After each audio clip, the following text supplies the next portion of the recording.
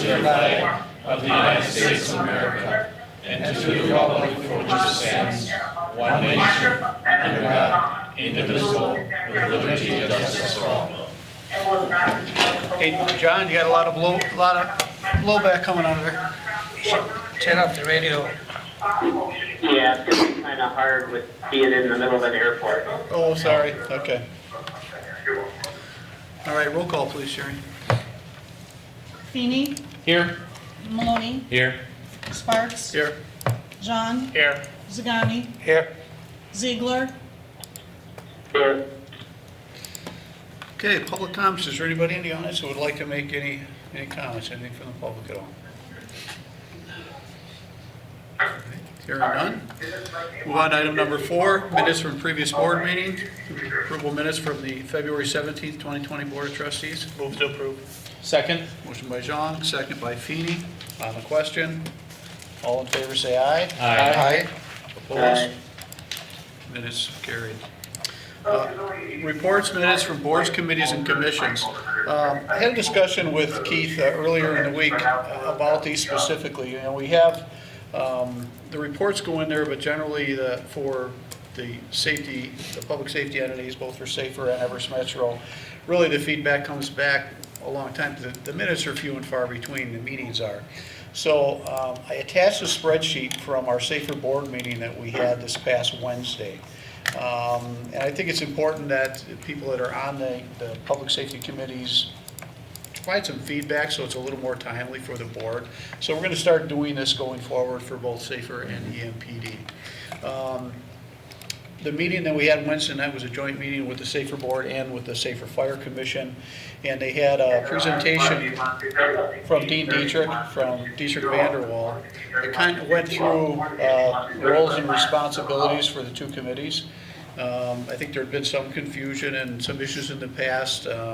One of them included the fact that the Safer board really had no input on or any part of doing the evaluation for the fire chief. So we had a long discussion on that. The attorneys gave some input on that, so the Safer board, for the attorneys, should be the ones that start doing that. So that was one thing that came out of that meeting. The other thing that was on the agenda for the Safer board was contracts for the outside entities that Safer serves. So the spreadsheet that you have attached shows the 7 entities that Safer serves. I think the one village, and I think the rest are townships. And the Deputy Chief Finke put together this spreadsheet and basically took actual numbers from 2019 together, showing all the revenues collected from these contracts. So that include the standby fees, admin fees, and the EMS revenue, what was billed for the medical billing portion, and which brought in a total of $306,463 and change. They took the amount of calls, which I believe was 459 calls is what it equated to in these 7 municipalities.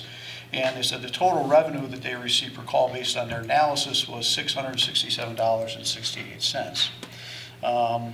They then put on the very bottom of that spreadsheet, you'll see that they said it cost Safer $851 to provide those calls. I'm not sure if the data is in the analysis was probably as maybe succinct as it could be. So I'm not sure if those numbers are accurate, but if those numbers are accurate, basically that means that the revenue, the taxpayers are kind of subsidizing these outside contracts. One of the things I had asked at the previous Safer board meeting was that I wanted to see a cost-benefit analysis for all these contracts to make sure that we are at minimum covering our expenses. So obviously this is a concern, because if our taxpayers and Ripon taxpayers collectively are subsidizing that roughly $84,000, I don't think that's appropriate. So that's something that we'll be working on at the Safer board in upcoming meetings. So I just wanted to share that, and when we have Everest Metro Joint Finance, we'll be doing the same thing.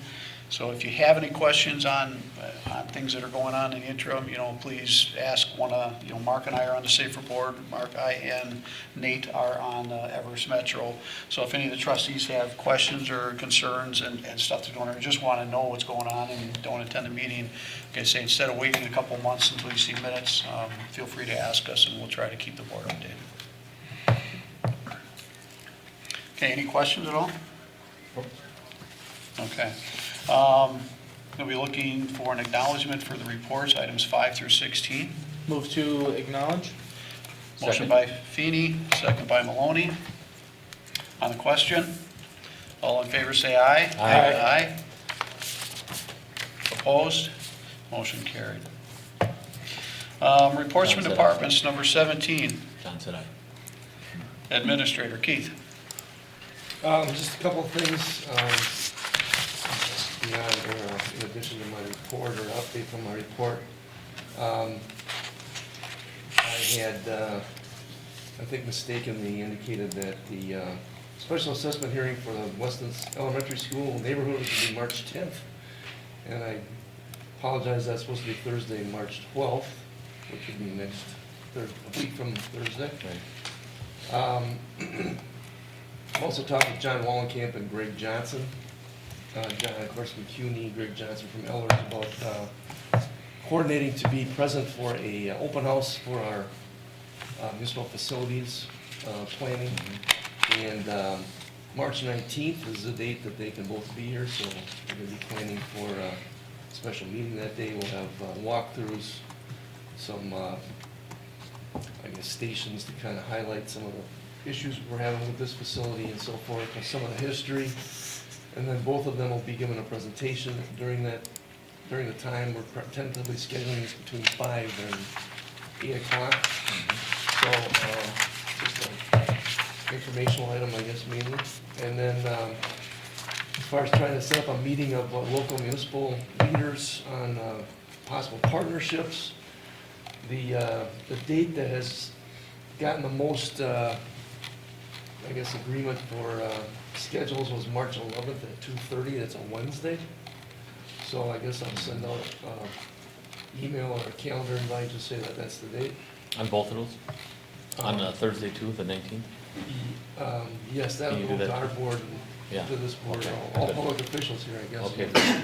So, and I guess unless you have any other questions, that's all I have for now. Any questions for Keith?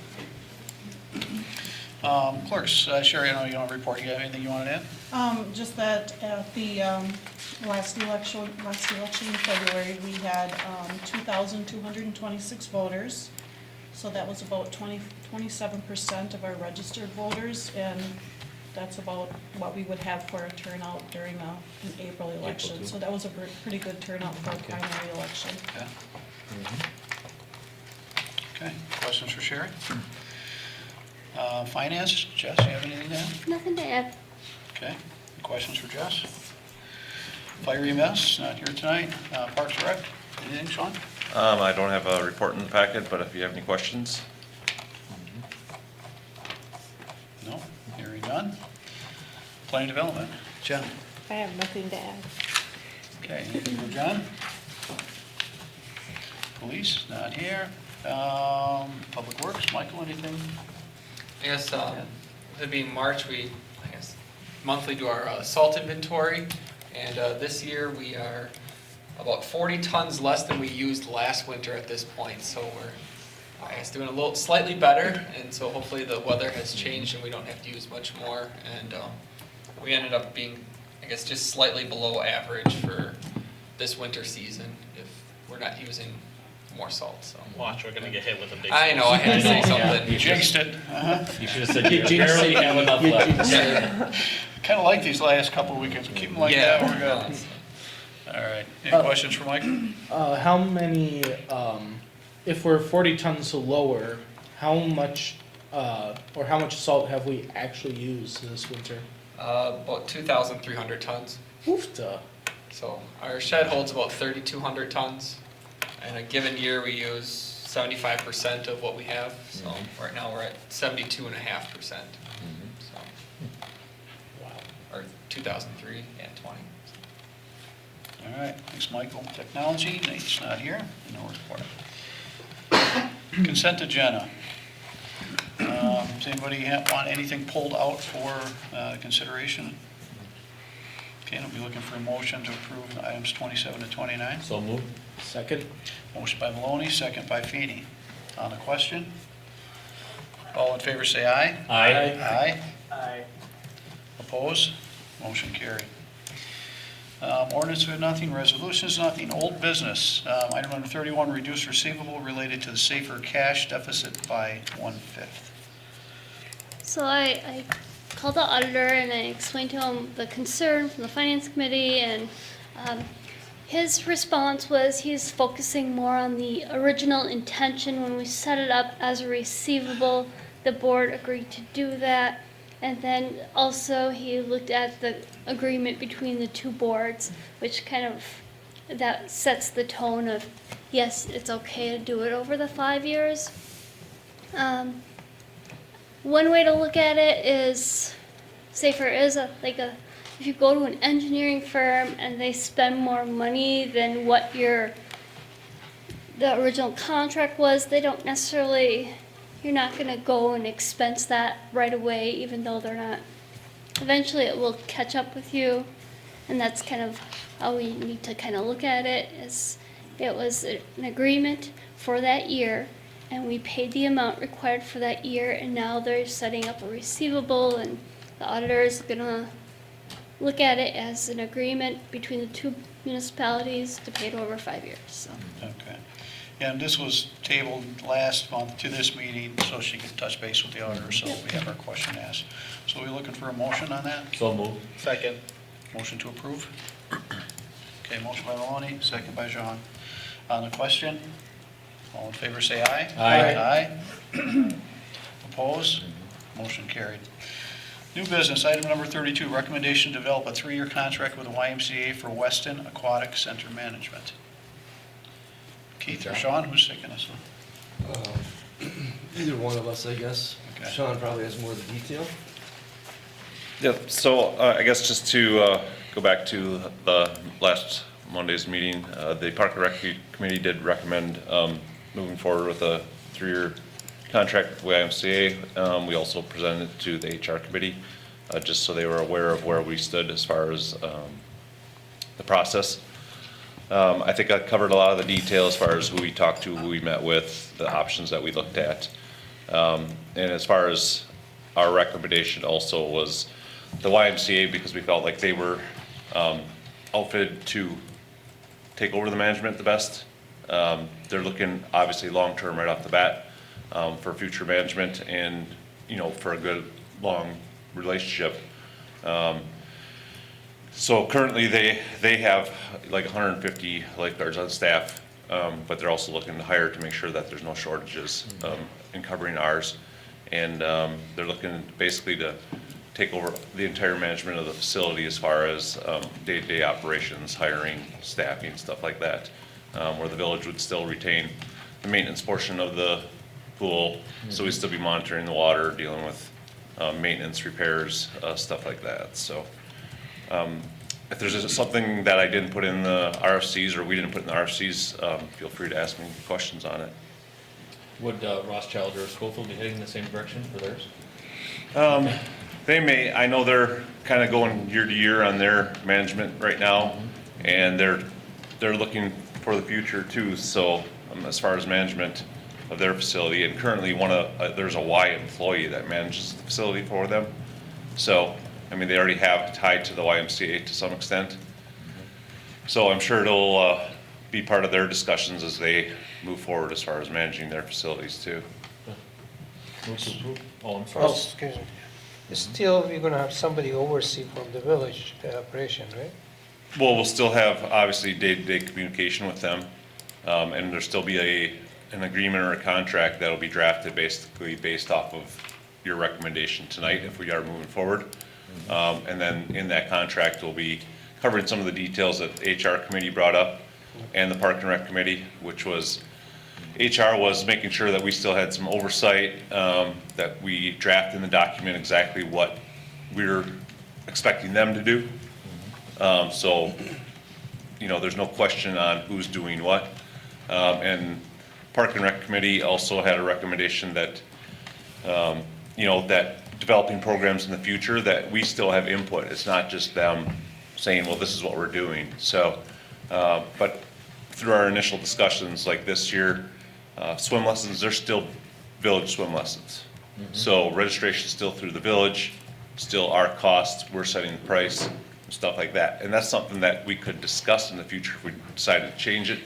But everything right now is staying as it is currently. I see that the YMCA did have a short written proposal versus. They didn't. I actually just drafted that. Oh, okay. If you read in the RFC, I stated that it was verbal. just through discussions verbally, and then just for purposes of the packet, I wanted to make sure that there was some of the items that we discussed down, so you could see it. Okay. I didn't see a name of the liaison from the village. Is that someplace I missed? Of the what, of the Who's the liaison? liaison from the village? Well, I'm the one that's had the bulk of the communication with them. So your name is there in the contract, they identified, they know? Yeah, I don't know if it'll be my name, but it'll be specific positions, I'm sure. Keith is part of the discussion too, so I guess it's to be determined who you would want to have the bulk of the conversation with, or if it's just, you know, multiple people. If we just say designee from the village or something like that, because a lot of times we don't like to put specific people, because as we know, things change, and you don't want just one person designated as the point person for the discussion. So I would think, say, village administrator, parks director, whoever it is, put it in there like that. Well, they should know who to communicate, really. We should direct somebody be specifically so they can communicate with us. And that person, they should know who he is. Yeah. And it could be village administrator, yes, but somebody should be there as a liaison so they can pick up the phone and say, okay, Mr. Donna, this is the problem we have. Yeah, and I guess it would be me, because I would be able to designate, you know, which issue it is and which department might be involved in it, stuff like that. So you're looking for a motion just to draft the agreement and bring that back? Right, the agreement will come back before the village board, and more likely, it'll probably go to Park and Rec Committee at the end of March before it would come back to the board, probably the first meeting in April. What made the YMCA more attractive than Marathon County? Just because of their overall oversight of the facility. I mean, they're looking to take over everything, where Marathon County wanted to have less involvement at this point. They were really just trying to help the village out initially that first year, and then maybe expand future discussions.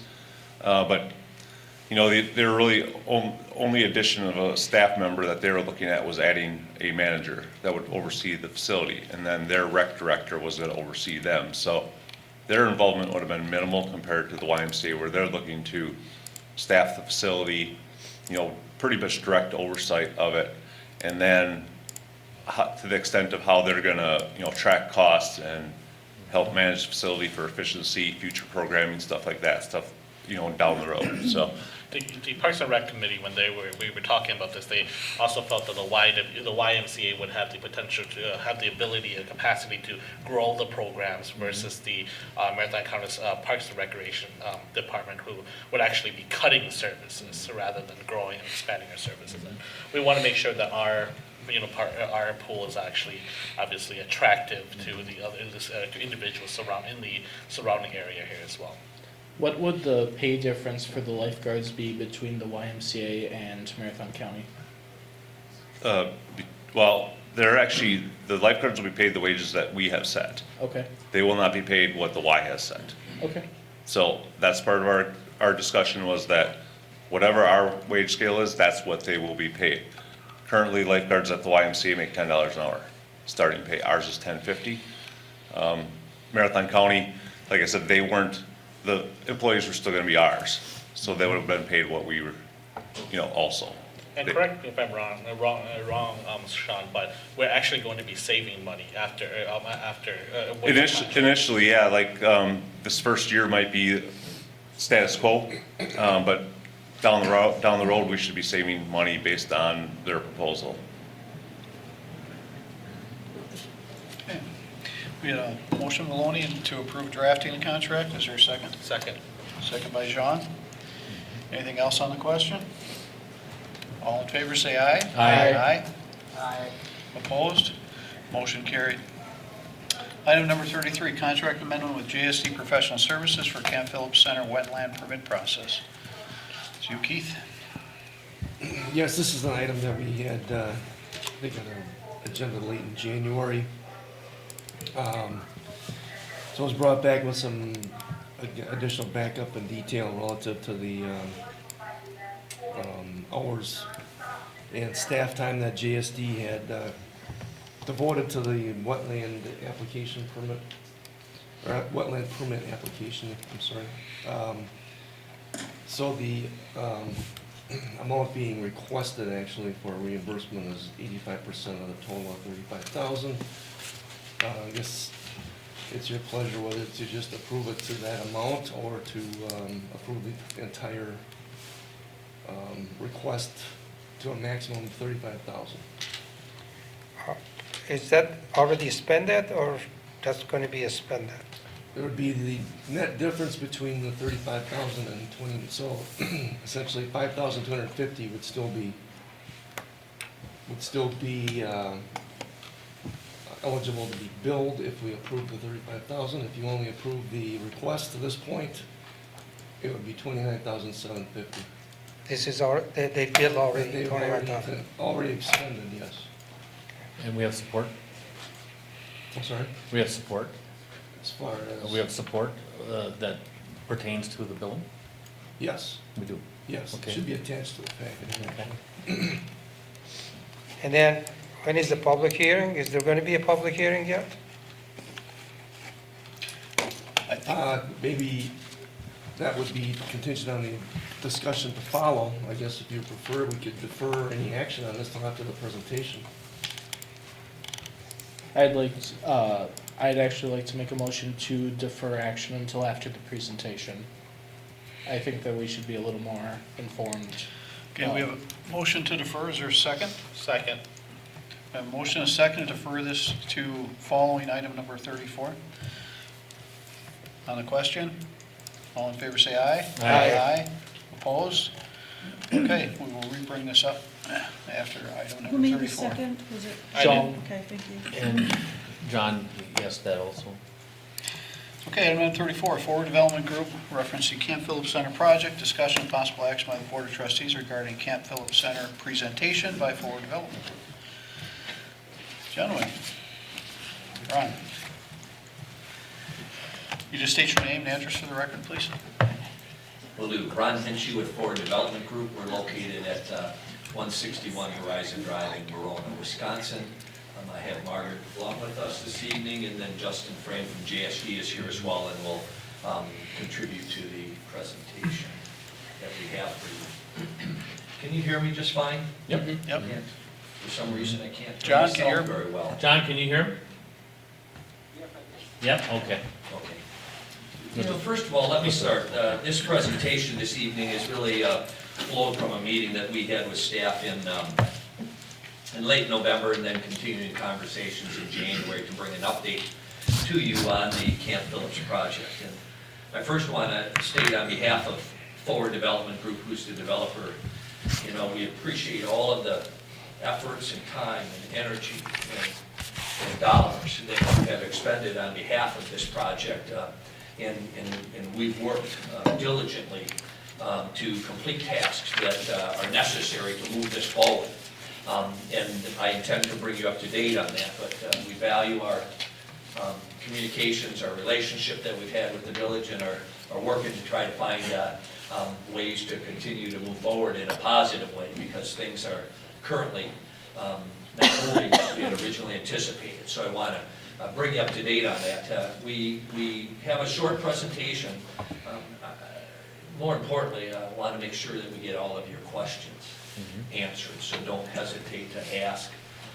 If I'm not being specific enough to clarify, we'll do our best to do kind of a high-level view of where we're at, what got us here, and what we're recommending that we do as we go forward. So there's really 4 sections to our presentation. I'm going to start with a brief project history, background, kind of where we started, what got us to a certain point of moving forward, then how the project has evolved since then, what the current status is, and what our recommendation is, and how we go from here, okay?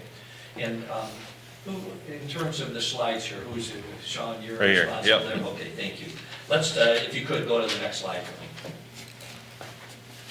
A little history and background. What I'd like to highlight is the first number on the first date on the project timeline. February of 2015. I went back into our records, and we had discussions earlier than that, but really the first dollars that FDG spent on this project were posted in February of 2015.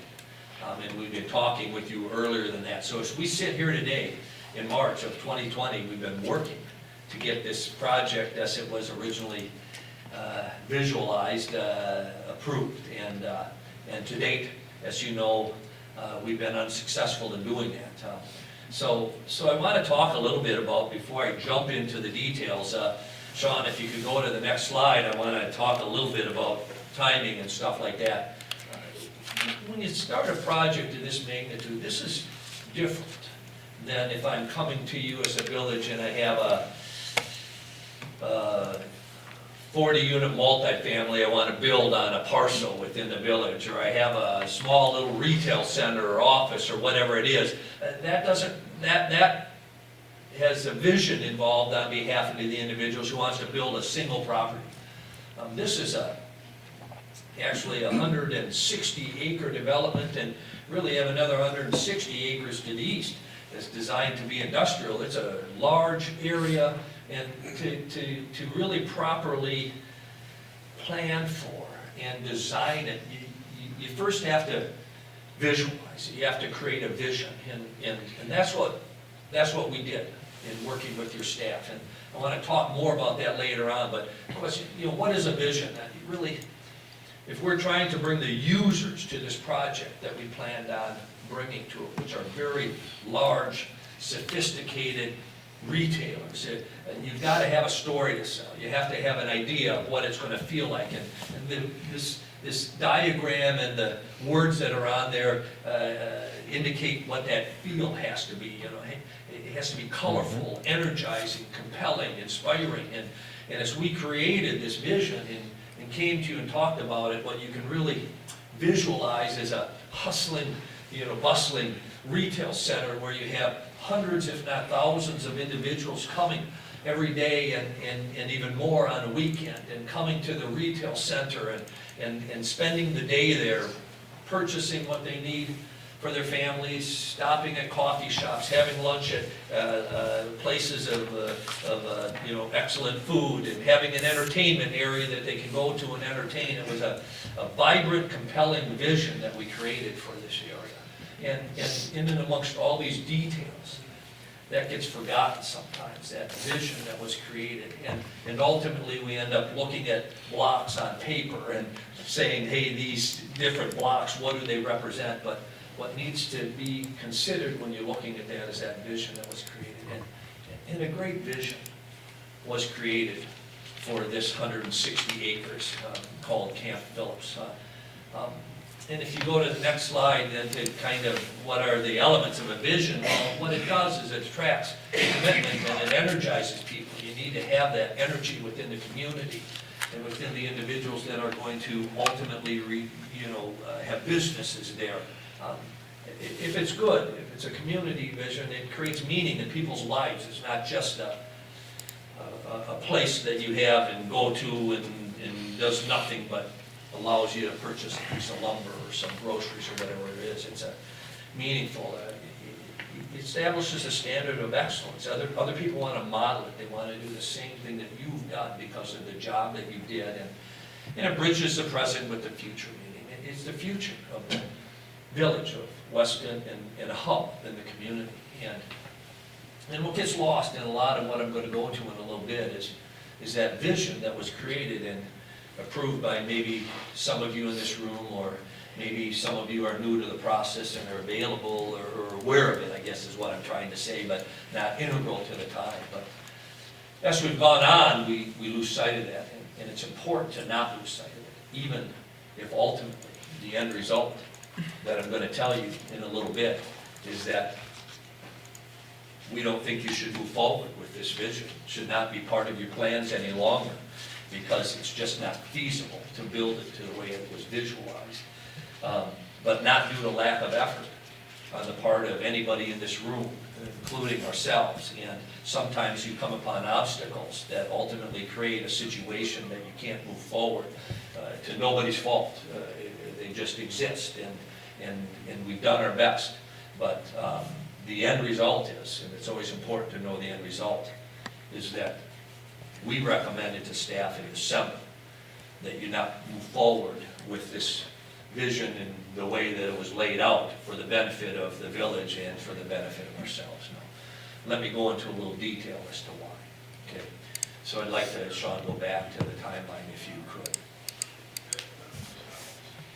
So here's what happened. In February 2015, as we first started to work on it, and this vision was created, it took us 18 months from February of 2015 to work with staff to figure out what this vision would look like and to ultimately make a recommendation on the plan for what's referred to as Camp Phillips, okay?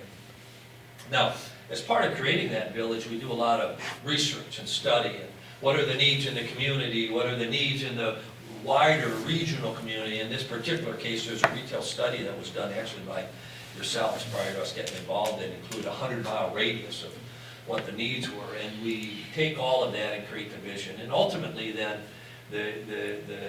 all of that came together, and it was really the important date of August of 2016, which was 18 months later, of when we presented to you a plan, a comprehensive plan, with our piece in there of what we recommended that you consider to move forward.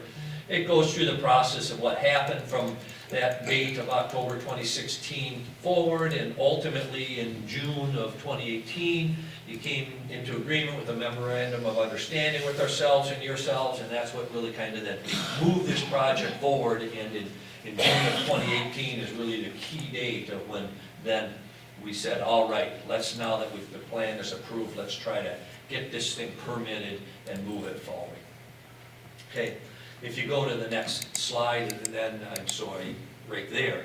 This is the plan, that's the visual. If you take a look at that diagram there that is blocks on the paper, it puts in schematic or, diagram form, two-dimensional form, what that vision was for this retail center. Now, as you see, the first thing that needed to be done, which we knew was a big issue back then, is we needed to get the wetland fill permit issued. So September, October of 2018 was when we were working to apply and get that wetland fill permit issued.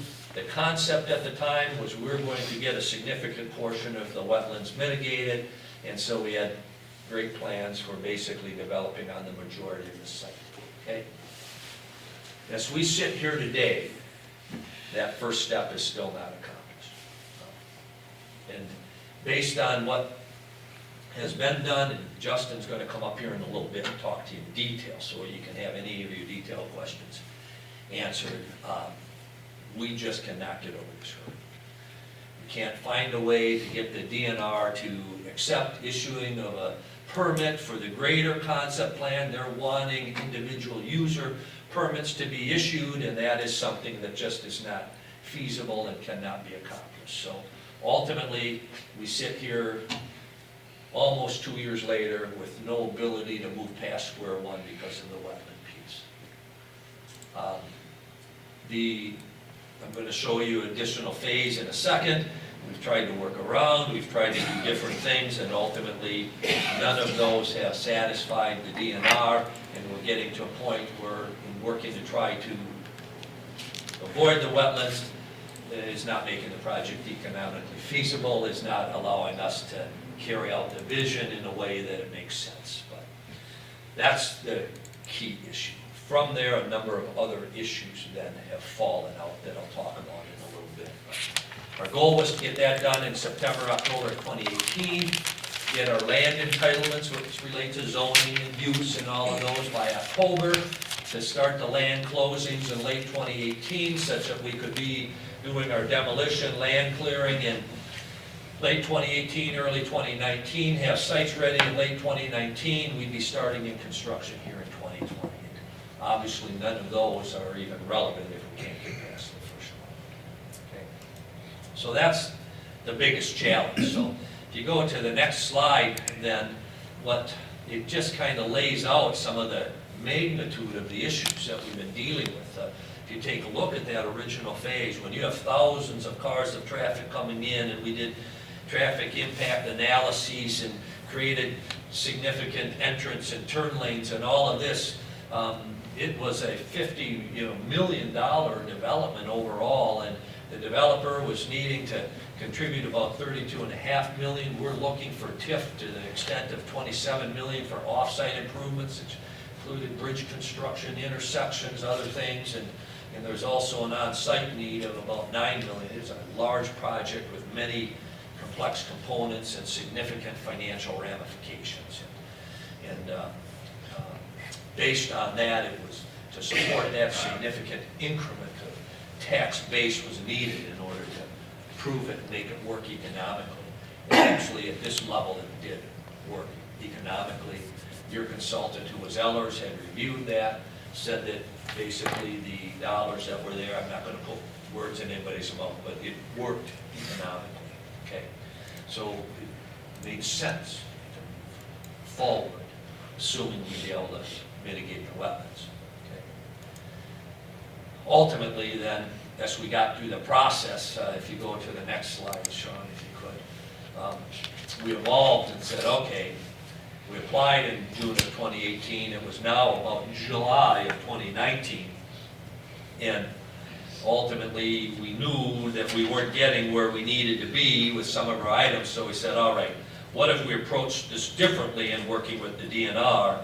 And we didn't totally change plans.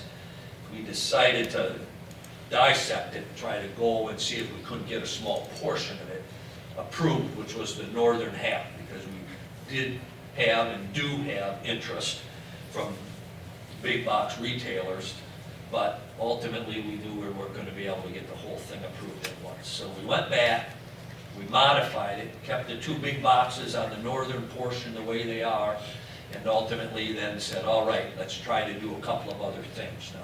There's a couple of key components that I want to highlight that are required even if we just did this northern half, okay? So as you can imagine, the northern half by itself does not generate enough increment. It's still not something we're able to get approved through the DNR, but generates a lot of the same traffic volumes and other thing that's needed. So ultimately, as you take a look, we've laid out on the slide some just key bits and pieces of information. Ford Development Group has in excess of $2 million invested in the engineering, traffic impact analysis, wetlands-related work, land control, interest carry, a bunch of things that we can demonstrate every dollar. Okay. The village has probably equal to or more dollars than that. 3.2 million. Pardon me? 3.2 million. 3.2 million. But the village has also paid for traffic impact analysis, so I'm not sure where the traffic impact analysis comes from FTG. So well, we would have our JSD, who is our engineers, guide those things and get involved in providing details based on the concept plan. So even with a third-party consultant that's involved, we incur considerable cost to guide those efforts, to provide information to them, to analyze results, as concept plans change, to then provide more information. So all of that has involvement by us in some way, shape, or form. So also, to move forward, you have significant infrastructure costs. So we just have highlighted a whole bunch of things that are lined up and have been incurred, need to be incurred. Land control, the current land control status is on hold. We can't continue to maintain land control if we don't have a date upon which we'll get approvals. It's been almost 4 years since we've had our initial land control. We know that the gas line relocation, ATC relocations have been put on hold until we know what needs to be done, but many costs were incurred by the village in regards to that. So all of those items that were moving forward in order to be able to ultimately get this project in line with the original estimates are sitting waiting for this wetland permit to be issued. Okay? Quick question, Keith. How much has the village spent on this project? 3.2 total? Okay, thank you. There's, that includes the 2.6 million borrowed relative to the utility relocation. Okay. So we'd be seeking probably a reimbursement on that. Okay. Or, I guess a cease of the effort, depending on how things go, potentially. And keep in mind, depending on the future and what happens, eventually, doesn't mean that those costs aren't going to be able to be taken advantage of in some way, shape, or form. But at this point in time, there's no reason to incur significantly greater dollars based on where we're at with the wetland permit. So this slide is just to let you know there's been a lot of, this time, effort, energy, cost, ideas. As we originally visualized it, Justin could speak to this probably even better than I could, but, concept plan like this in the right-hand part of your screen. In a normal development, we may do 3 to 5 iterations to try to figure out how something can work and how we can get it to move through entitlements and all its approvals. If we have one concept plan, we have in excess of 50 that we've designed and redesigned and tried to find ways to make things work. But ultimately, then, as we came in July and then moved through September and are trying to just get this one piece approved so that we could get it started, we've basically got to the point where we are unable to even get that approved for a variety of reasons, and we ultimately even submitted a proposed developers agreement in January because that was the last thing that the DNR had requested, and ultimately that's part and parcel of where we came to this conclusion that it just doesn't make sense at this point for it to move forward as it currently exists. So with that overview, then I'll have Justin step to the podium here and talk with you about some of the details of the permit that we've been trying to obtain and where that currently sits at this point in time. So Justin, if you could do that.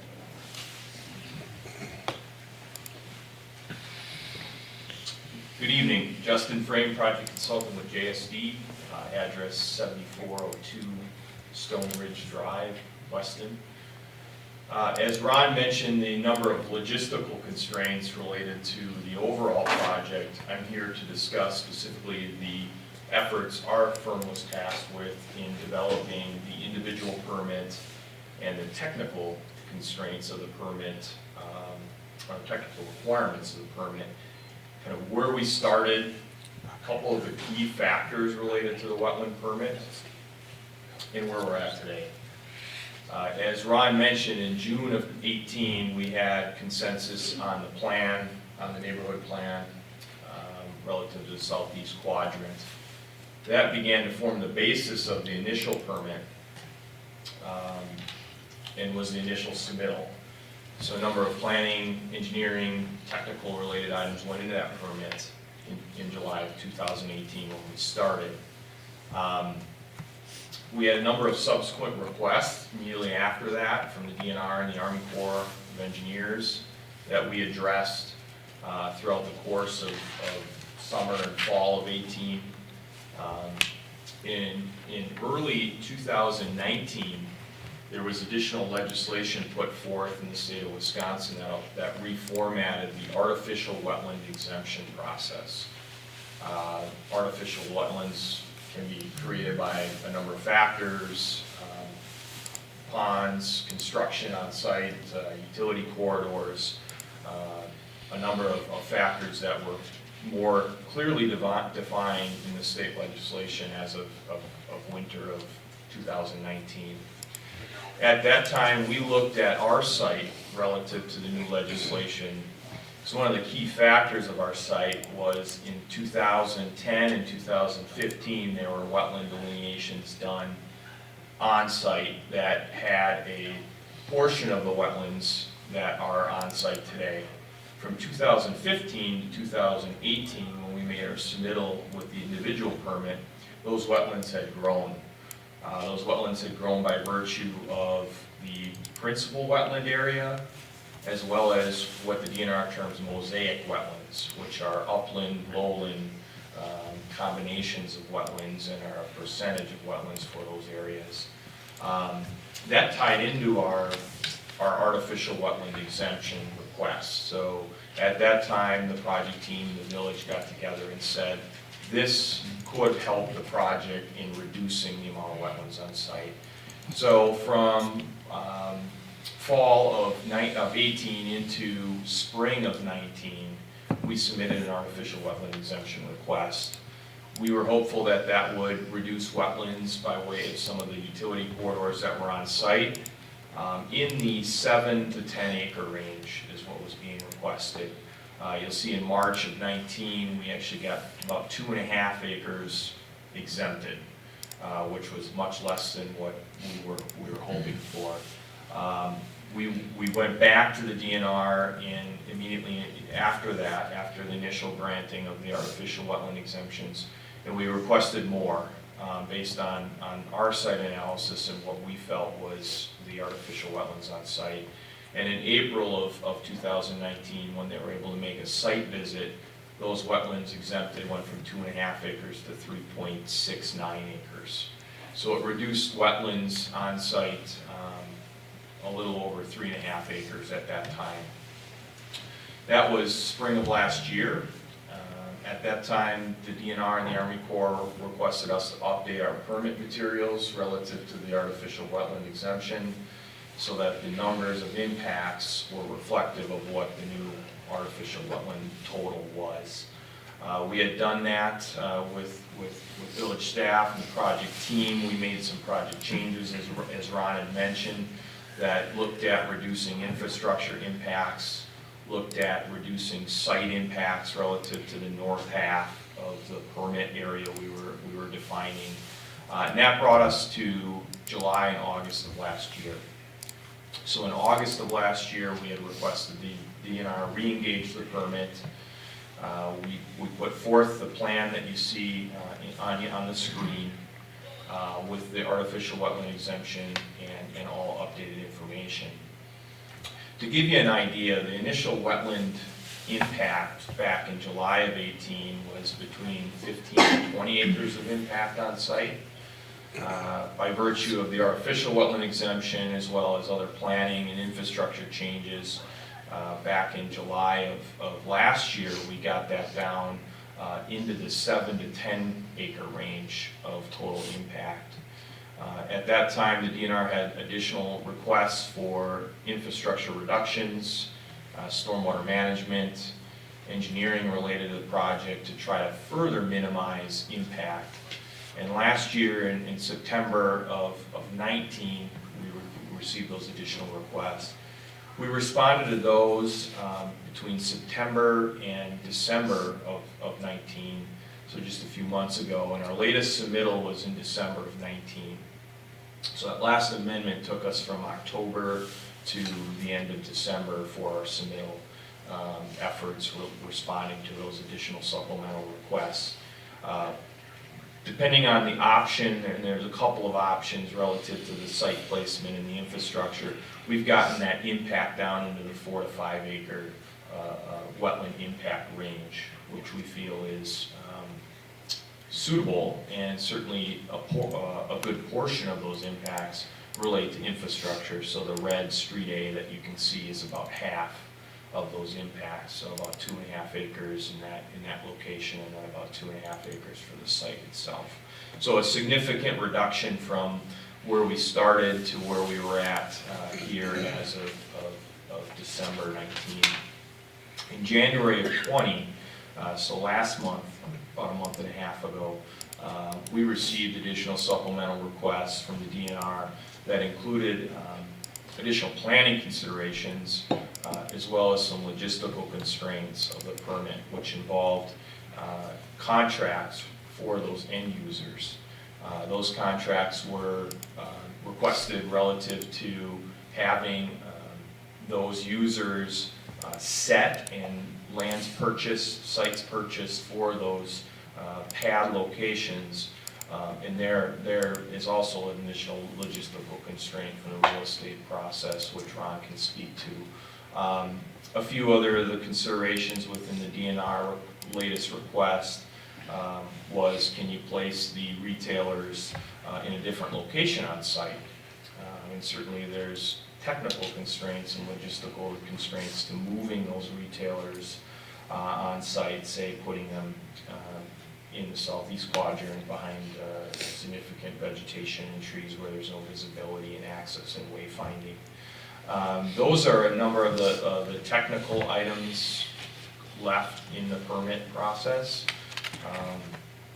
A lot of the technical engineering, infrastructure, the stormwater management, the planning considerations, the clearing, vegetation clearing for visibility, which you can see in yellow on screen, have all been addressed. So that was our latest effort to bring us to this point. In February, I believe February 2nd, after receiving the additional supplemental request, the village had directed JSD to place the IP on hold until the discussion on the end users, the contractual agreements being requested by the DNR were discussed and vetted with the village and the agreements being discussed, the developers agreement, the additional retailer agreements that would be required of the DNR to move forward. So that's in a snapshot, the rough 18 to 20 months of the permit process and some of the technical constraints we've been met with. I think certainly the reduction of wetland impacts from 18 to 20 acres down to 4 to 5 acres is substantial. However, the mitigation component of the process is still pending within the wetland permit process at this point. To give you an idea of the individual permit, some of you may know the individual permit is greater than 10,000 square feet of impact versus a general permit, which is less than that. An individual permit typically takes 90 to 120 days, so 3 to 4 months. It would give you an idea, depending on a public hearing, whether a public hearing is called by any respective public party at that point or not. So we've gone beyond that, obviously, and there are some constraints and challenges to next steps to request the public hearing. One of those factors being the retail contracts for, obviously that kind of creates a chicken and egg scenario where users aren't purchasing lands that they don't have a high degree of confidence that the permit is in hand such that they can build the product in the site plan that we've developed prior to signing contractual agreements.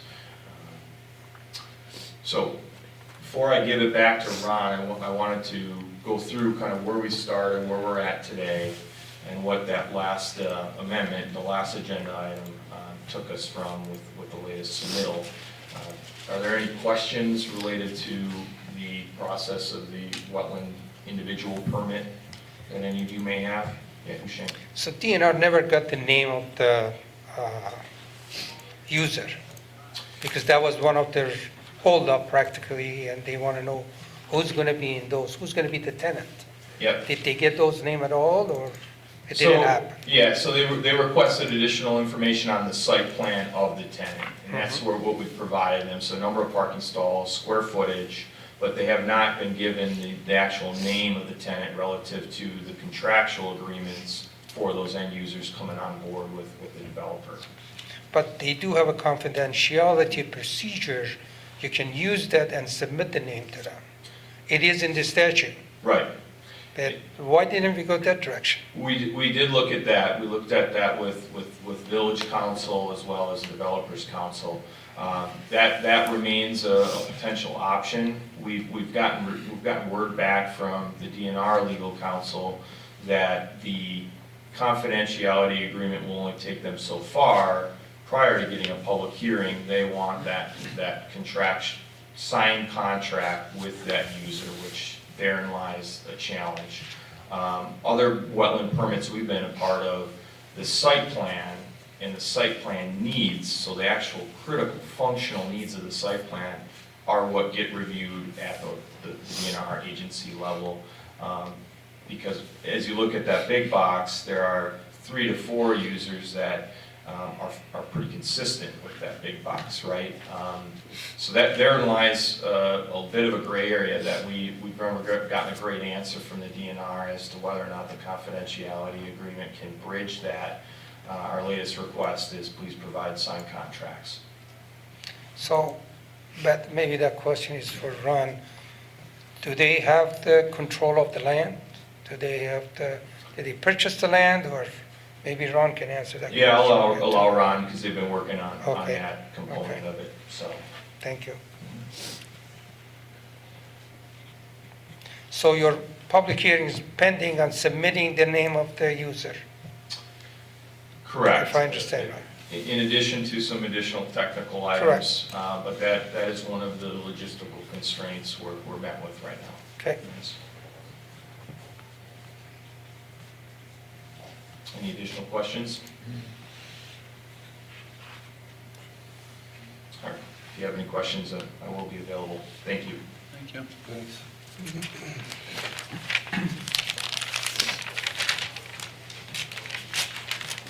Thank you, Justin. I'll answer that Sure. question for you. Please. They're not looking for the name of the user. We are concerned whether or not the confidentiality would ultimately be an issue because we haven't looked at that section.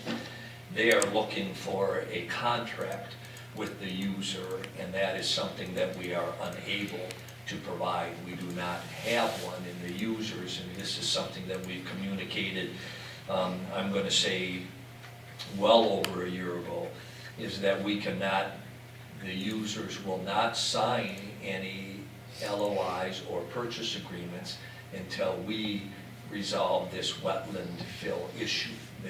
They have a specific way that they go about developing and committing to future sites, and they will not commit to a site if there are any issues as it relates to their ability for us to move forward and make it a pad-ready site. So that's why we've been trying to get a permit issued on an overall site plan basis, not both the individual site and the larger site, and have been unable to do so. Maybe they can provide a letter of intent. That letter of intent, then, there is no binding in there. They can write it in that fashion and satisfy the DNR. Understand, but they are looking for a contract that is more than a letter of intent, because a letter of intent has no, legal, doesn't carry any legal substance to it. So we've researched each and every avenue and angle that we can take to try to get this thing done, and using both your legal counsel, our legal counsel, third-party consultants, and have been unable to be able to satisfy what the DNR is asking us to do. But where is if you look at the map up there, and if we just stick with the amount of mitigation that the DNR allowed, what would you be able to do as far as development just based on that mitigation? So what we've been working on to answer that question, we've been working on the current, and let me review it because there's an important piece of that. So we've tried to scale it back and just get approval on this current piece since the fall of 2019. Now, because we're working to find an avenue that we can maybe guide this through. Now, once this was done, we put a pro forma together relating to this piece, okay?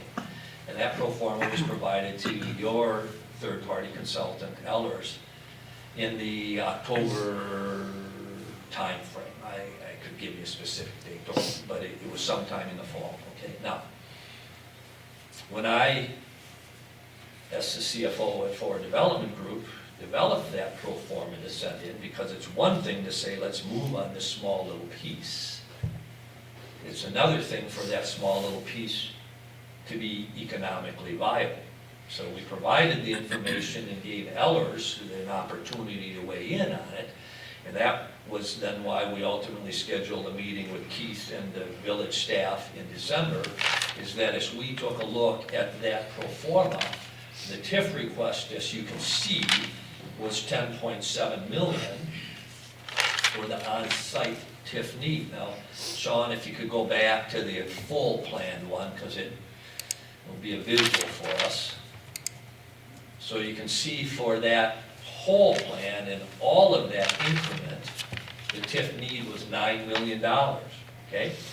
For the on-site, there was off-site needs. Now, you go back to the slide that, so for just those two big boxes, it's 10.7 million as well. Now, they don't generate very much increment.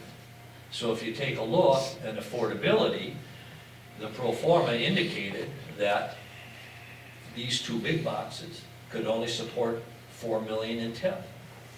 Okay, so the whole area could support 10.7 million in on-site TIF. When you go to these two big boxes, they could only support 4 million. So the village then, if you said, okay guys, go forward with this, would have to come up with 6.7 million within the tax increment district to make it work. So so you can't have three big boxes under the current DNR ruling on how much mitigation you need. Yeah, it doesn't work then It doesn't economically, work. right? No, So no, then but I they mean- came back, there's a third one that they then came Physically. back and said, well, forget about two, because we don't want to mitigate, move two down to the southeast quadrant, and, well, that doesn't, I mean, doesn't work any better than this one that doesn't work, but it's also not feasible to sell that to a user. So we get back to, that's why I started with the vision and the concept of where you're at. As they started now, the DNR, to say, well, what about that, what about this, to try to help all of us. It doesn't work economically either, so we're going down an avenue that's just causing everyone to spend more dollars. But it's not going to ultimately result in any viable project. So that's what's happening as we keep trying to piecemeal it, and then pretty soon you don't have any ability, because then a community, the way I talked about in the original vision, so we're just getting each and every day further and further away from a viable project. Well, I guess I'm still not quite clear. I mean, you can't do the same development by moving things around because there's just too much wetland? Correct. And how much more do you need to reduce it in order to be able to do the full project? The wetland area. Well, right now, we don't even have approval, we don't have any approvals right now. We've tried to move around and figure out, and as Justin has explained, we've gotten some reduction in areas, and we've made progress, and we've made gain, but right now, we don't have any. And Justin, you can correct me if I'm wrong, but we don't have any indication that approval's gonna get us even close to the project that we, have. I think I can help with that. We started in that 18 to 20 acre range. We got down to that 7 to 10 range, and now we're down to that 4 to 5 acre range. When we've very frankly asked the DNR, what's the number that would be allowable? And the two keys were to reduce the site pad areas and reduce infrastructure, stormwater, roads. So if you wouldn't mind going back a slide, right, that one forward, please. That one. So the red area is impact. So you can see it split about 50-50. While they weren't able to give us what the exact number is relative to an acceptable amount, two notes are, it still would be one of the largest wetland fill permits in the history of the state of Wisconsin at 4.5 to 5 acres. We feel we got to a point that Street A, the infrastructure area, was acceptable. And we got, I don't want to say buy-in because there really wasn't a permit ever issued, but we got discussion that Street A, after the changes we made from July of last year till now, was reduced to a point that was probably at its minimized impact, at the 2.5 acres for Street A. So then it leaves the sites. What is acceptable for the sites, and really from a technical standard standpoint, Lot 1, or Big Box 1 we'll call it, has a fairly limited impact to the north for stormwater. That, in my mind, would be perhaps the most minimized location we could get on site for one store. But as Ron mentioned, as we go down to one store, that, if we're not feasible at 2 stores, we obviously wouldn't be feasible at 1 store. So we did a number of what's called practical alternatives analysis. I know I'm digressing a bit, but it shows so we put one in the east corner, or excuse me, the west corner and the southeast corner, which got that pad site or the retail sites down in the 1 to 3 acre range, any way you kind of move them on site.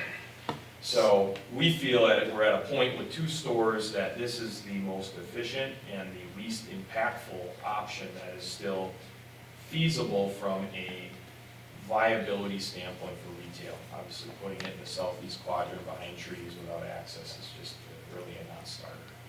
So hopefully that helped break down the impacts between Street A, which we feel the agencies are largely comfortable with, but then it comes down to how many pad sites you get. And right now we feel that we're at the most efficient option here too, which still has technology.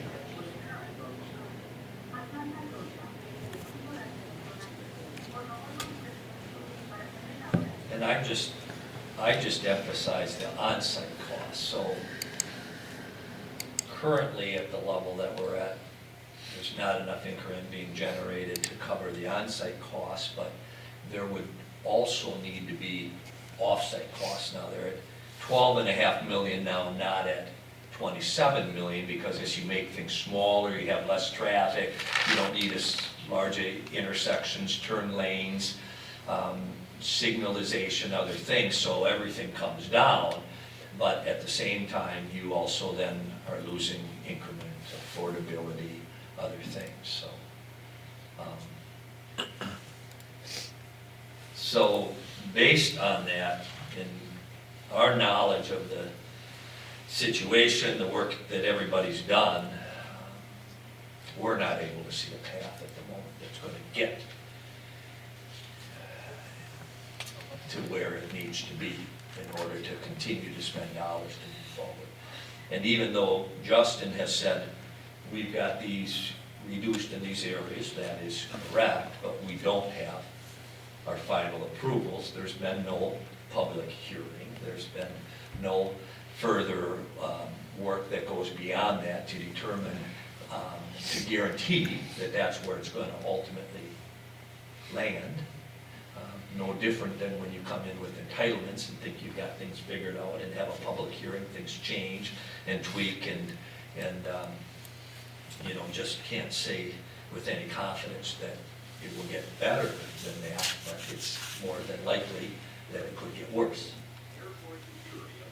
So what happened between November and December that made you realize that this was a bad idea? It didn't, what happened between November and December, first of all, time needed to be incurred by your outside consultant to review and weigh in on what was provided, which that, you know, occurred during those months to understand, assimilate, make sure that they could ask questions and determine whether or not our pro formas were realistic and challenge them. So that's one thing.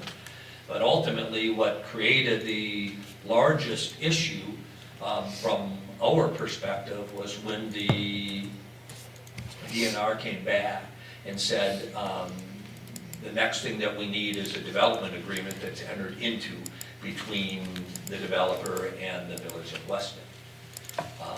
And so as additional requests came in, like that one, it continues to be more problematic to enter into a development agreement when you don't have all of your zoning, entitlement, uses, construction drawings, stormwater, other things figured out is something that is unusual.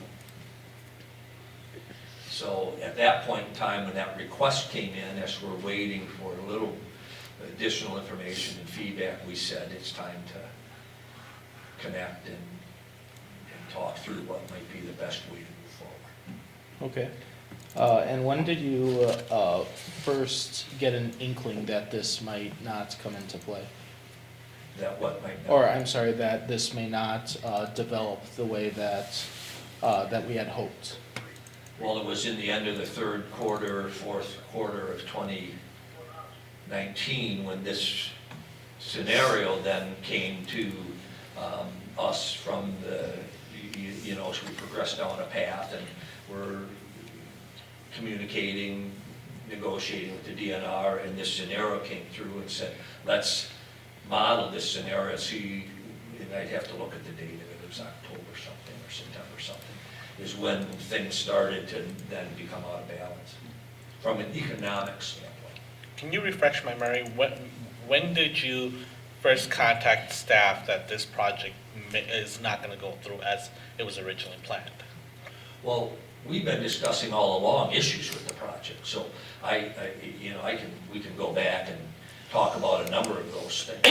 But it was in December at some point in time. I can tell you, I know the day of the meeting. It was on a Monday before Christmas. So what was that day there? It was December 23rd.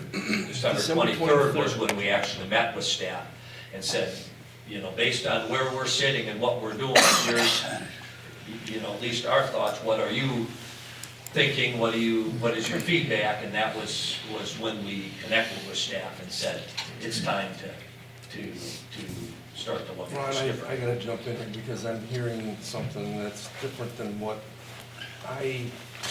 my whole take on this was. We've been trying to get a meeting with FTG. I can think back a year ago, I talked to Dave Jenkins with my concern about how the thing was going, and we never got you guys here to talk to you. Now, we did meet with you in December, and yes, it was at that point, there was an admission that the pro forma that was presented did not work. And I agree with that. I think the staff here realized that. I think our consultant realized it. They said there should be more participation, more skin in the game, if you will, from FDG's perspective. So we're at the point, I guess, I think we're covering old ground here, but this isn't a case of, I ever heard from FDG that they said that this wasn't gonna work. That never was discussed. Not until recently. Okay.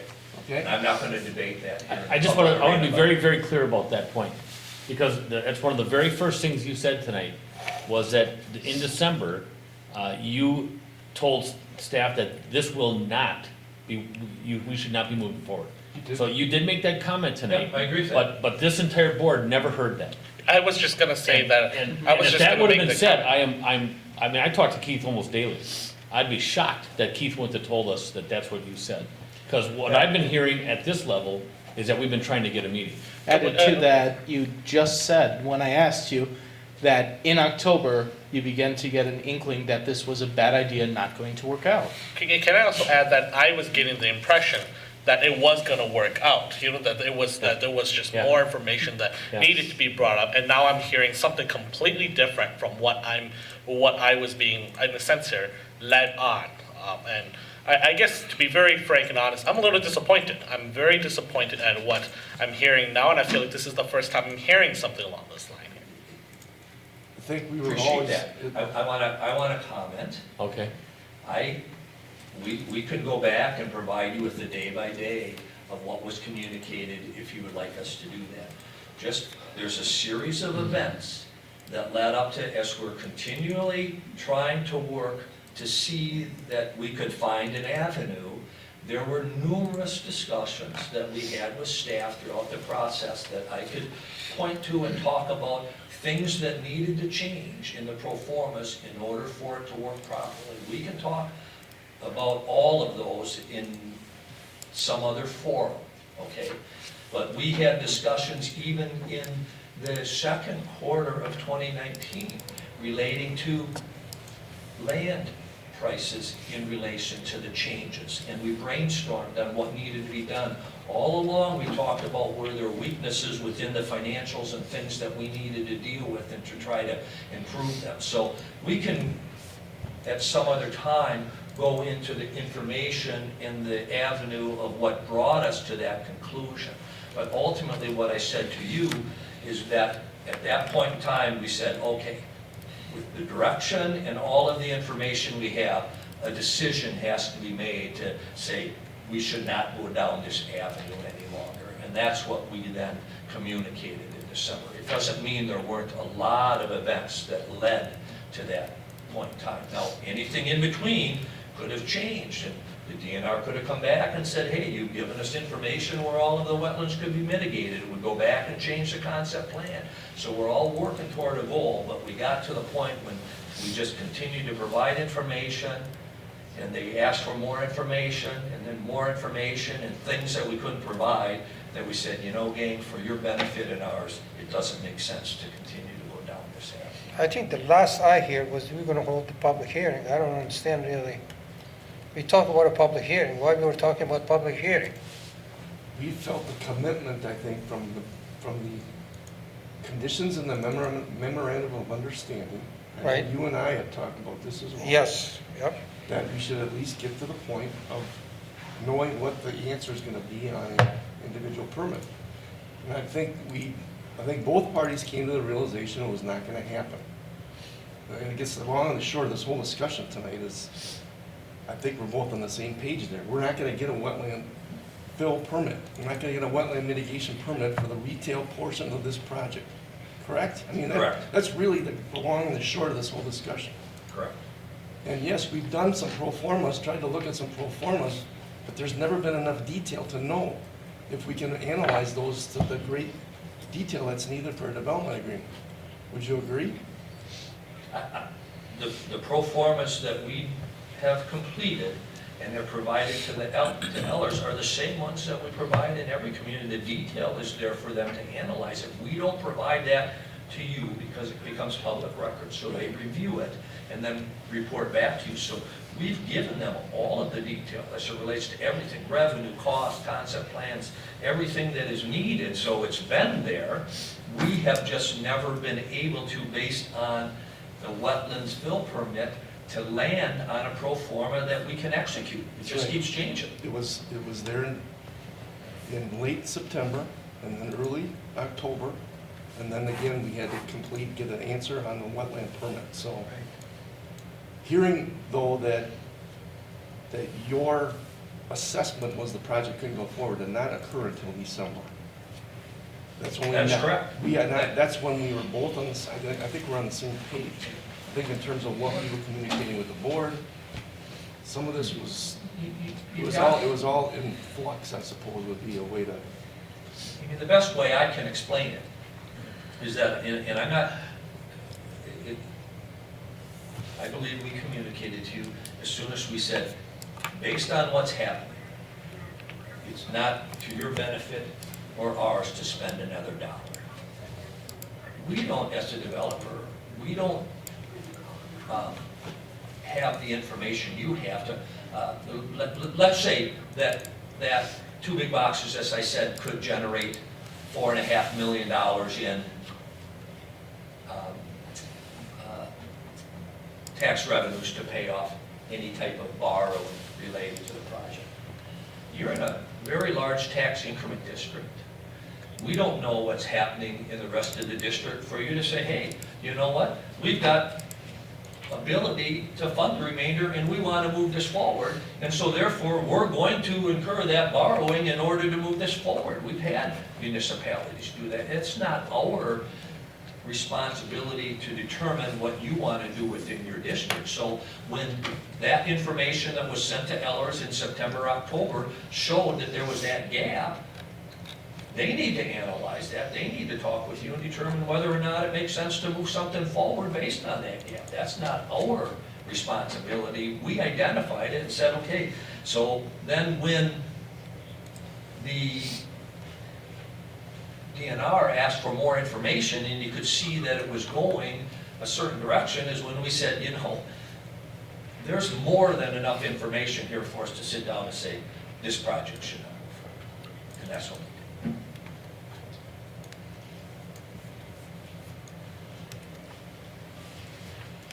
Now,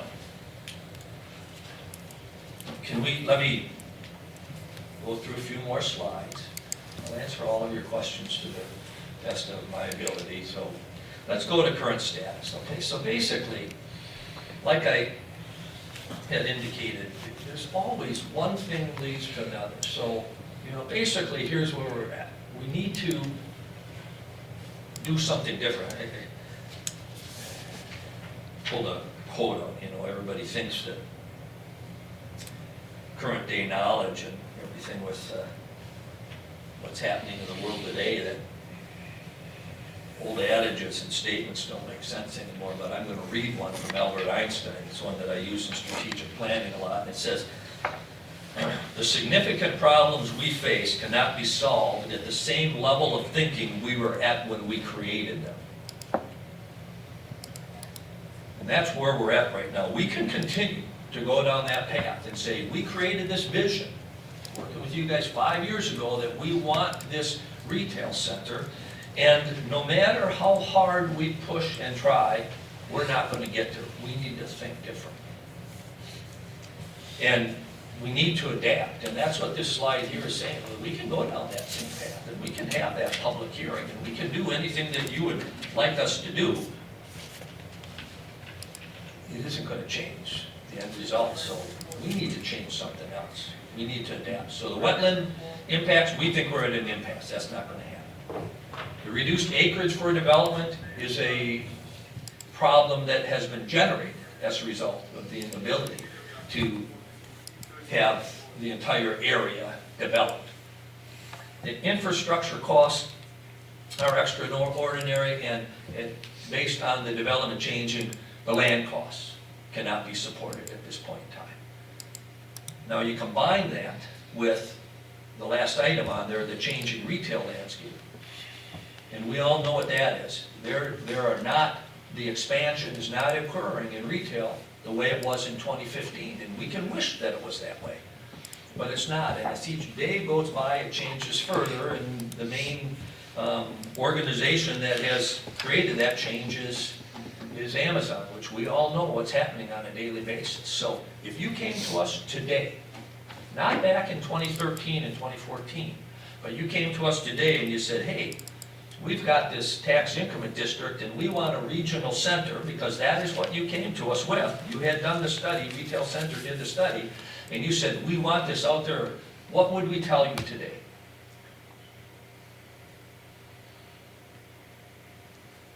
Don't do it. You're not going to be able to support that much retail. It's changing too fast. We didn't have that information 5 years ago. It doesn't mean that we can't get those 2 big boxes. We have one that's interested, and it says, you know, you get this figured out, we'll come here. We can potentially carry out pieces of this plan, but it doesn't mean that the entire vision's going to work the way that was originally planned. So, for the good of the development in the community, it makes sense that the plan be changed. We can't continue to look at it the same way. Now,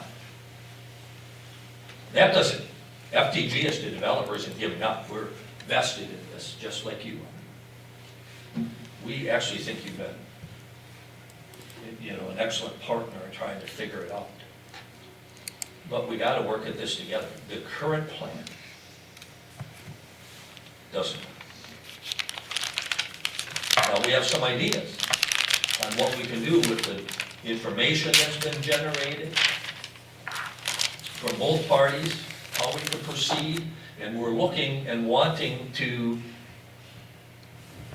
further those ideas and come back to you sometime in the next 60 to 90 days. So I know everybody's not pleased.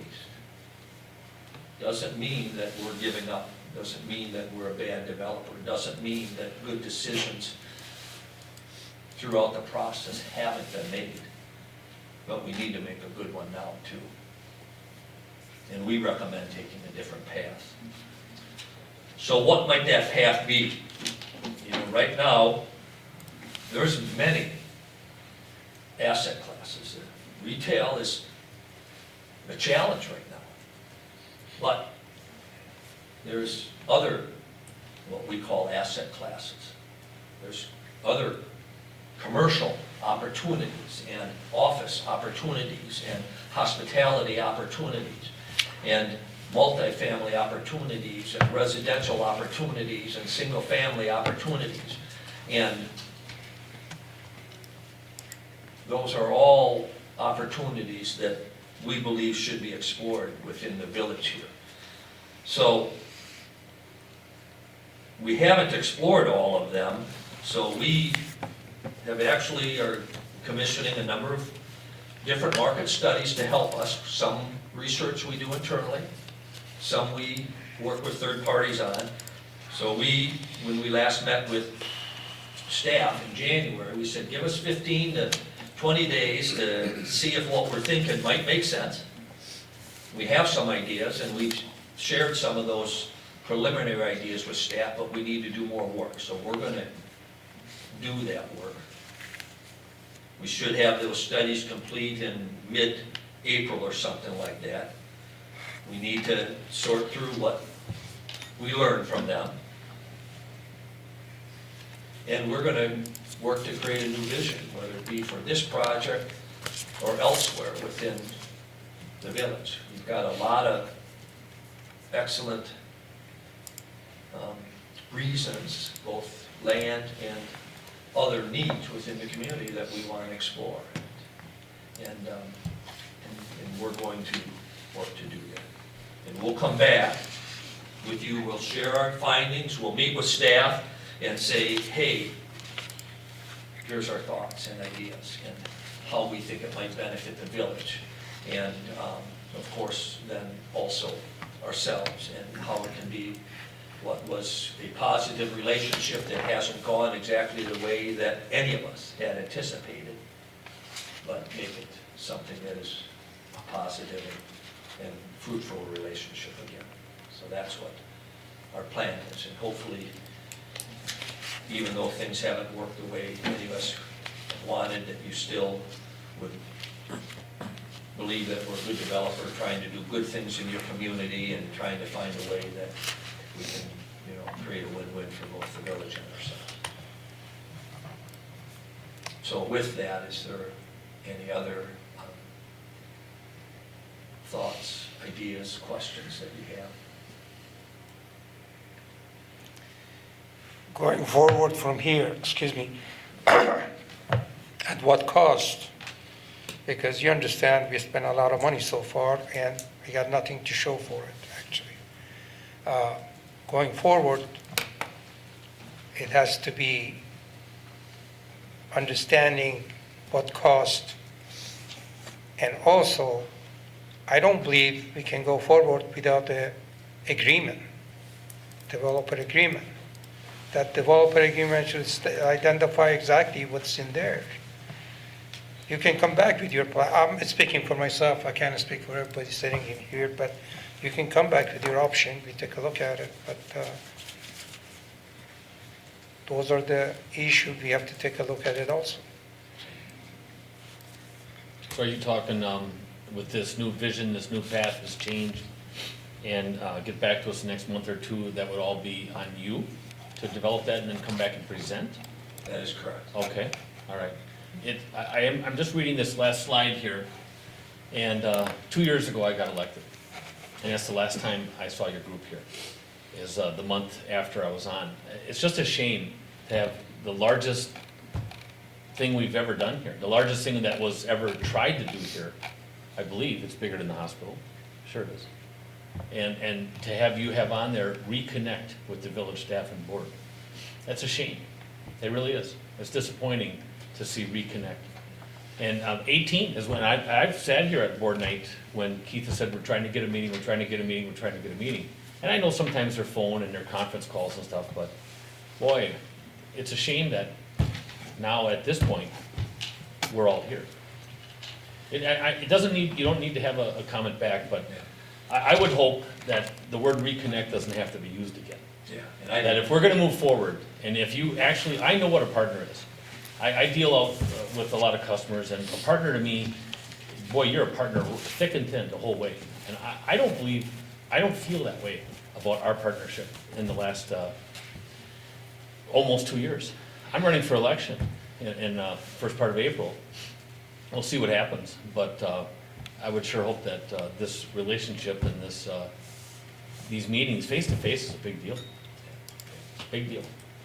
Now, and when you said, I want to make sure I understand this, because we have a past board member here, staff is all here, Husheng is here, and otherwise the 4 of us are new. When you said that this village came to you, is that truly how that happened?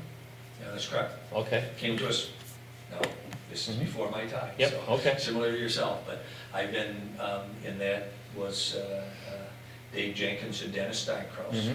Okay. Annually, we go to ICSC, it's a major retail show in Las Vegas. So that's where I've heard some rumblings that that's how the connection started. It was in Chicago. Or Chicago, I mean, okay, ICSC okay. then. But was it still in ICSC? It was at ICSC. Yep, okay. So- Nothing more has to, I just had some told time. it was multiple times before we said yes. And, one of the challenges all along has been the wetlands piece. Yep. I just want to echo, what Trustee Maloney said. I was elected in April, and the number one concern that the constituents said is, when are we going to get any answers on this Camp Phillips Center project? And easily 8, 9 times. Keith said in board meetings that they were trying to get a meeting. In one of my previous jobs, a group came in and was working with a municipality. And it always felt like they were just trying to swindle the village out of money. And I can't help but feel some of that same frustration now. Showing up matters, and it didn't feel like a partnership. It felt like this big chore that we just had to deal with and get through. And I hope going forward that changes. And I'll comment, your point well taken, as we tried to deal with the wetlands and it was working in the background, it was clear that we didn't do as good a job as we could have or should have. Well, Trustee Feeney and I had a open doors meeting the other day, last week, 2 weeks ago. And even then when we were asked by our constituents about whether this was going to go through, the impression that I can't speak for Trustee Feeney, but on me, I actually felt that this project was still gonna go through because, it would go through. But I'm, like I mentioned earlier, this is the first time where I'm actually hearing that this project's not gonna occur, or FDG's recommended this project's not going through. I don't recall hearing that at all from staff, and I don't know if any of my other fellow colleagues heard this from staff at all either. But I'm going back to what I said earlier. I sincerely felt like I was led on, and one of the things I dislike the most is being led on without a real answer, and then, in a sense here, being sideswiped out of nowhere. And that's how I'm truly feeling. And without a doubt, this is probably the most upset I've ever been regarding, and in my whole entire time being involved with any in my elected roles. Can I just follow up on that? And I think we were in a point with this project where we couldn't, we aren't telling the public.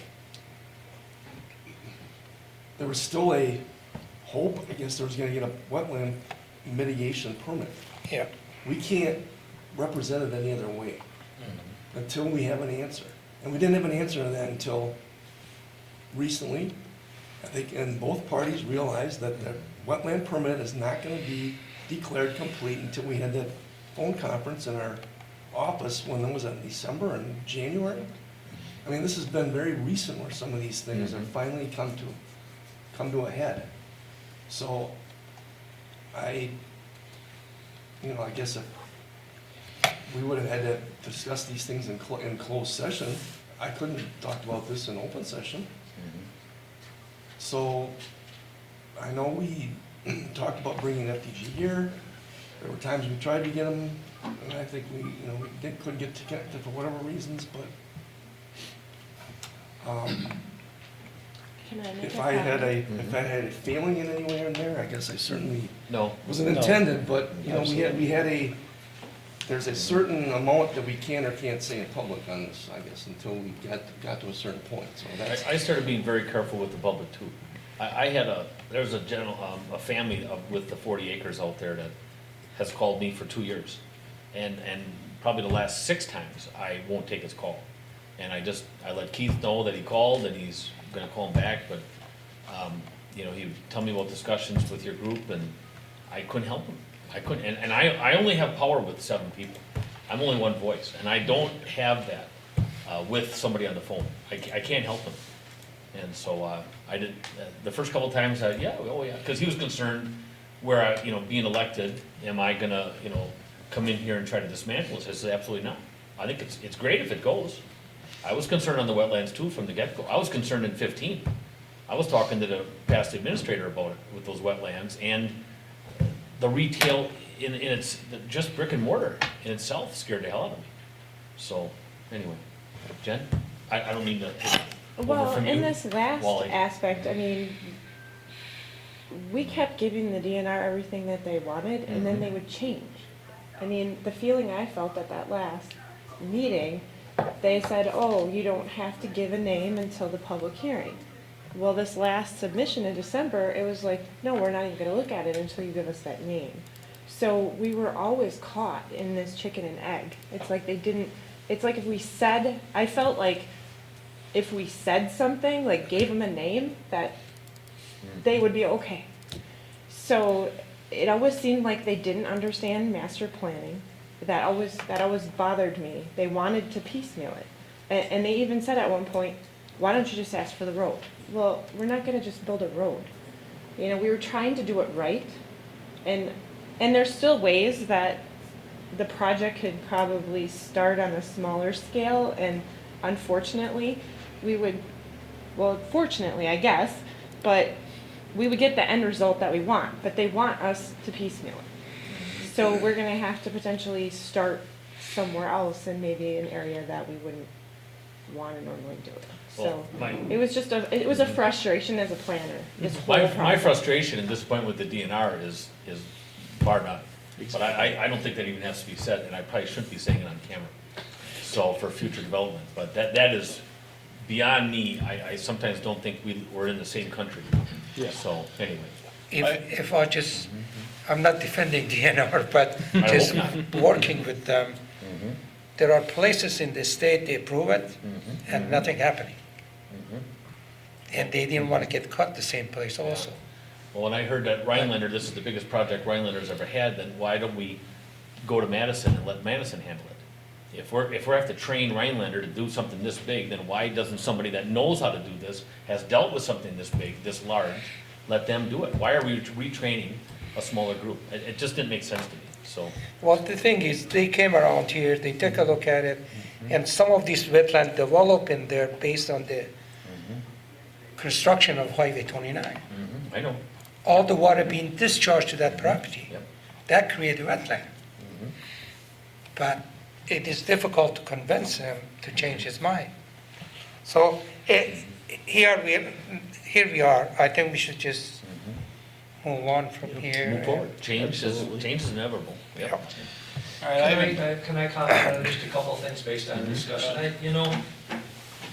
And I'm saying these not in our defense. When someone, I learned a long time ago, if a constituent, customer, partner doesn't think that you communicated well enough with them, then you probably haven't. So, a little bit of this is new territory for us. February 2015 to now is 5 years. I can tell you, we do not have one other development that has taken us 5 years to get it done. Secondly, with this 18-month period with the DNR and with your consultants, with JSD as an engineer, with attorneys that were hired, all of that, we're trying to figure things out and continue to send information. And as Jennifer had said, it was constantly changing. And so, sometimes it's harder to communicate when you don't know what to communicate. You just you're waiting for that piece of information, that piece of good news that you can take and say, hey, something happened here, and it just never came, and so all of a sudden time goes by. And like I said, that's not an excuse. I just think that's what happened to us, I guess as our parting comment, don't give up on us. We're working hard to figure things out. We have shared some ideas with staff. I think Jennifer's correct. Things will find a way, whether they be within this site or other areas, that will cause the relationship, I believe, to be a fruitful one. So with that, thank you. Oh, I want to mention one other thing. I'm our CFO and Vice President of Operations. I get involved in all of our projects, but Dennis Steinkraus, who you know, is our entitlement person, and he had another commitment this evening, but I have a tendency to present things in more, maybe, hopefully understandable and factual way, so if I was a little short in saying, we'd suggest just not move forward, it's been after a lot of time, thinking, thoughtful ideas and stuff like that, and so hopefully I was direct enough so you understood, but explained well enough so that you could understand the logic. You're fine. Yep. Okay. Thank you.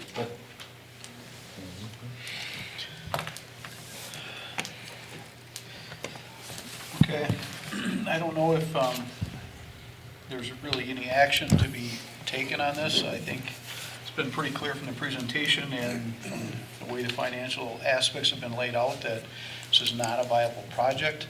And I don't know if it's really necessary to say, obviously the retail component is not going to go forward, and I think it's important for the public to understand that. So I don't think we really need a motion on this. Obviously, if they come forward with a different proposal on a different project, obviously we'll vet that like we would any other project from any other developer. So, all right, with that, we will move on to item number, or back to item number 33, which we deferred, which is a contract amendment with JSD Professional Services for Camp Phillips Center wetland permit process. I think, Keith, what's your feeling with that? What would you like to do? Let's put it, ask you that way. I think based on our discussion and, I guess my feeling is that we should approve it up to the 29th, that month that they're requesting, because they haven't spent that effort. And I think regardless, whatever happens, that's something that we should be making them whole on, but anything else going forward, I think we'd be determining that after they come back to us, whether it's 60, 90 days from now, or whatever. Okay, move to approve it. Second. Motion by Zagami, second by Feeney. On the question. I think just to clarify, that would be to the amount of $29,750, Correct. correct? Correct, yes. Okay, hearing nothing. On the question, all in favor say aye. Aye. Aye. Aye. Opposed? No. Motion carried. All right, remarks from trustees. Nate, you have anything? No. Mark? None. No, Shane? thank you. Guy? No. Remarks from President, I guess the only comment is, I would make is, Wally, you skipped me, I'm still here, buddy. oh, John, I'm sorry, you got anything? It's always challenging when your smiley face isn't here. Yeah, well, my smiling face will be there at the next meeting. Okay. Do you have any comments, John? I did not. Okay. All right, I think we've touched on this enough. I think it's important that the public at least knows where we're at.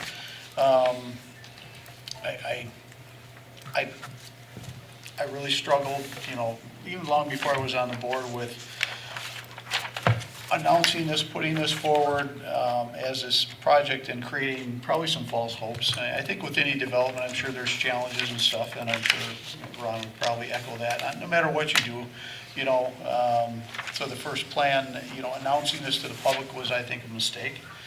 And I think we need to be very careful as we look at developments. I think, we look at projects that are presented, vetted, and basically approved before we start announcing stuff like this and creating, I think, false expectations in the community. And that's my only comment. Future items. Next meeting is March 10th, 2020. This is a Board of Trustees and CDA meeting. We'll have attorneys there, I believe, to discuss the CDA roles and responsibilities and clear up some issues where we confuse different committees with what exactly they should be handling. March 16th, regular board meeting. April 6th, Board of Trustees regular meeting at 6 o'clock. Having consumed our agenda, are we looking for a motion to adjourn? Move to adjourn. Motion by Nate, Second. second by Mark. On the question, all in favor? Aye. Opposed? Aye. We are adjourned at 7:46 PM. Just now, me.